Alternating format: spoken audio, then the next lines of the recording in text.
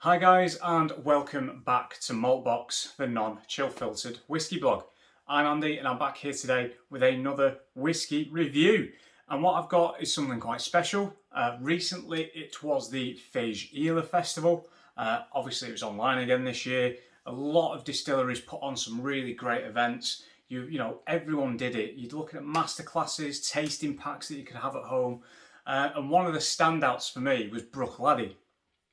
I mean, I'm probably, as you can tell, quite a fan of Bruichladdich. I like the spirit, I like the people, I like the way it's made, I like the whiskey.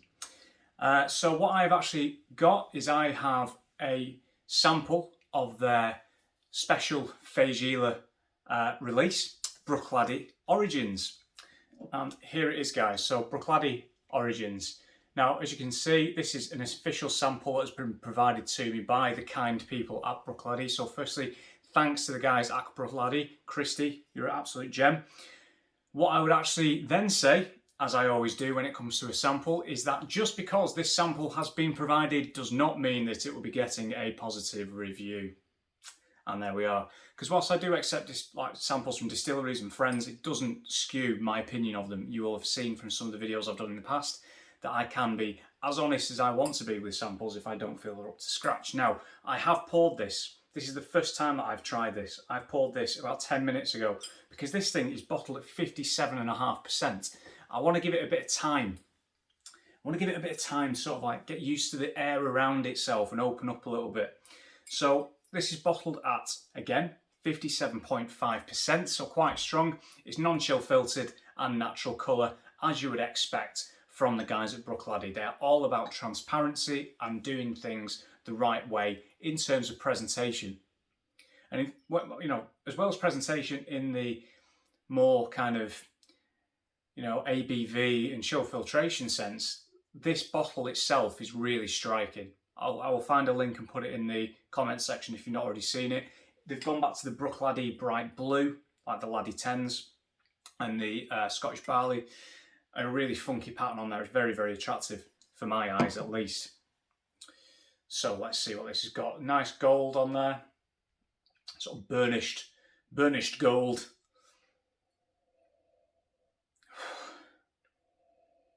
You can tell the strength, but do you know what else you can tell? That it is quintessentially Bruichladdich. It is. It's quintessentially Bruichladdich for me. It's got all that kind of like lovely, dry, grassy haylage kind of thing going on. Bit of lactic kind of acid. Lovely creaminess, a bit of sort of like malty biscuit note and some citrus in the background, a little bit of salinity, saltiness. And almost some tropical fruit. A bit of tropical fruit. Really lovely, very engaging nose, very big. The cask makeup of this release is also very big. It's very unique. It is, again, very Bruichladdich. And I will go into the cask makeup probably when I add a bit of water to give it some time to open up. I mean, the legs on the glass really slow, very oily, viscous spirit. You could only buy this via ballot, and you see a lot of more limited releases going that way at the minute because there's a lot of limited releases that are just getting snapped up. People don't feel that it's fair that they don't get one. There will always be winners and losers. You know, I mean, I've missed out on a lot of recent bottlings. I didn't even bother with the recent Springbank releases because I knew they'd go quick, and sure enough they did. And there's enough stress in my life. I don't want to be sat there refreshing and then pulling my hair out when I don't get a bottle of the Springbank 12. I'll just move on and I'll drink something else. And I'm finding that more and more at the minute. So it was balloted. I believe it retailed for around 150, so 150 quid. I'll double check on that. Naturally, it's sold out within minutes, and naturally, bottles have already appeared on the Whisky Base marketplace, for example, at 430 quid. Hopefully they don't get that. Going back to what I was saying about the tropical fruit, we get a little bit of banana in there, a little bit of kind of granola, again going back to that malty, biscuity thing. On the palate.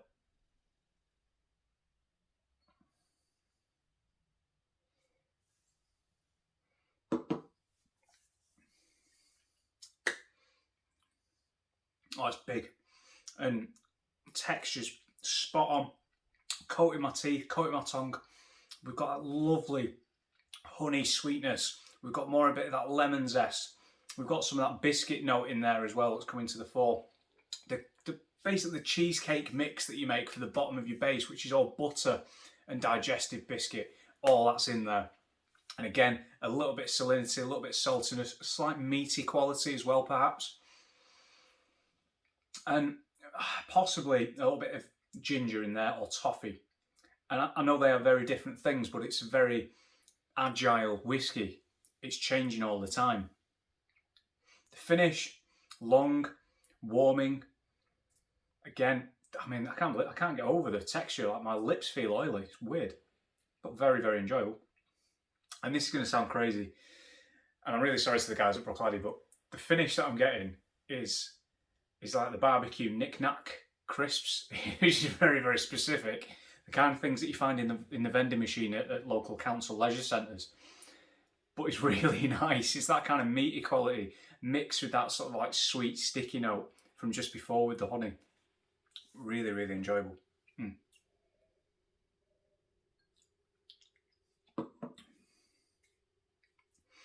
Is the smoke in there? Not really, but there's a consistent underlying sweetness with, again, that honey, the biscuit note, the citrus, which is kind of like raising it a little bit.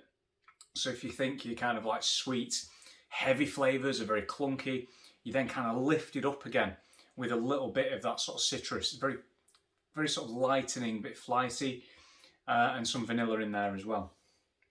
Delicious. Really is delicious.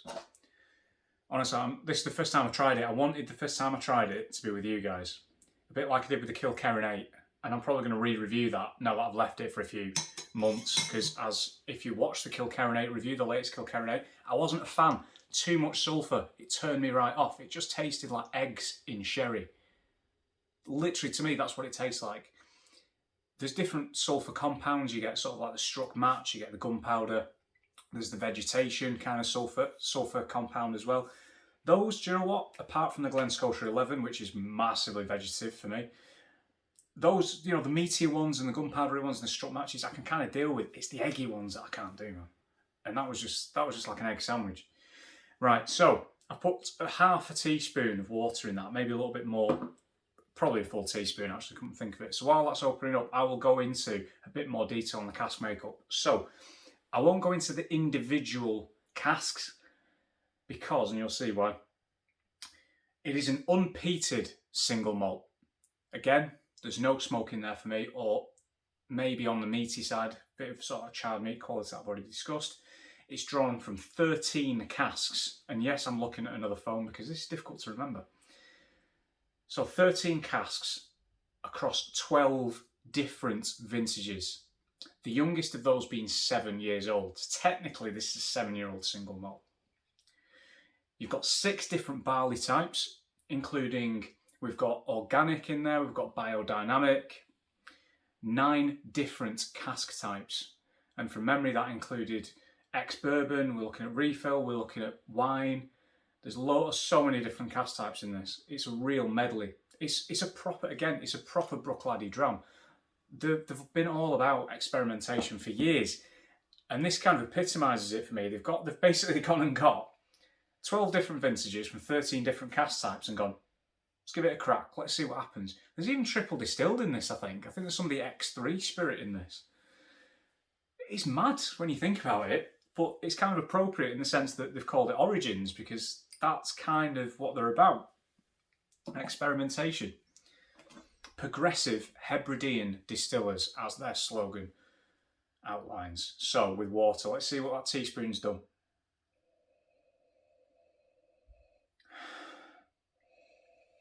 Right, again, it's still incredibly Bruichladdich on the nose with the water. It's still got that core character. It's still got that, again, for me, dry grass, hay kind of thing going on, which I love. The one thing I'm picking up now that I didn't before is sort of like a lemon sherbet. It's a little bit sort of more confectionery led.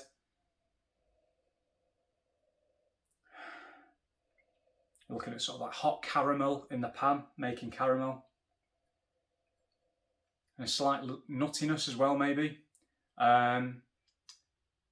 Possibly, there's almost a white wine kind of thing right at the back before you go into white chocolate that I've just got there. Lovely white chocolate. On the palate,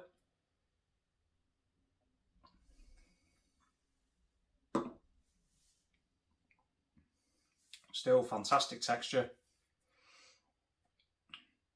A little bit floral this time. Think elderflower wine, elderflower cordial. But then you get hit with that spice. You get hit again with the maltiness, the vanilla, that lovely bit of citrus. The finish, again, quite long, not as intense. Spices, bit of sweetness, the honey's there again. Lovely. What more can you say? It's lovely. 150 quid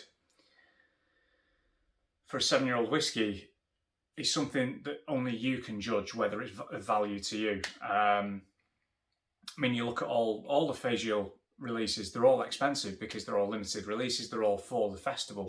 They all sell for a lot of money on the secondary market at auctions and other trading websites and apps. I wouldn't personally pay the secondary market prices for any whiskey, really. Again, I did an auction video recently where I told you what I'd won, the kind of things that I bid on. This isn't the kind of thing that I go for at auction because it would just be too much money. I take my enjoyment, my generic day-to-day whiskey enjoyment from core expressions like Deanston 12, Bunnahabhain 12, Talisker 10. I would say Springbank 10, but even that's like rocking horse shit at the minute. Pardon my French.